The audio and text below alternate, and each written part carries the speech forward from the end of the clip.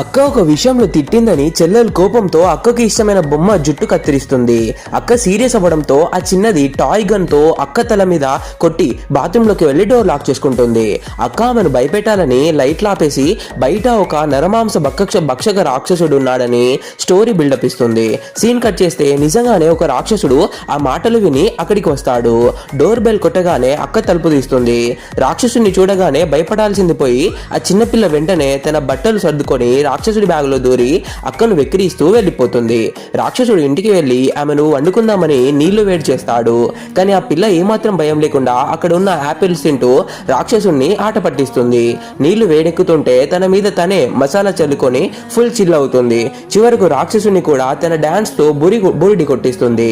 Dance నేర్చుకోవాలంటే కొన్ని గింజలు మింగి 40 నిమిషాలు ఉడకాలని ఒక వింత ట్రిక్ చెప్పి వాడు కన్ఫ్యూజ్ అయ్యే లోపు అక్కడ నుండి మెల్లగా జారుకుంటుంది.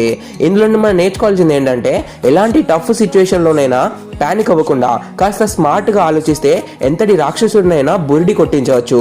భయం మనల్ని వీక్ చేస్తుంది, తెలివితేటలు మనల్ని విన్ చేయిస్తాయి.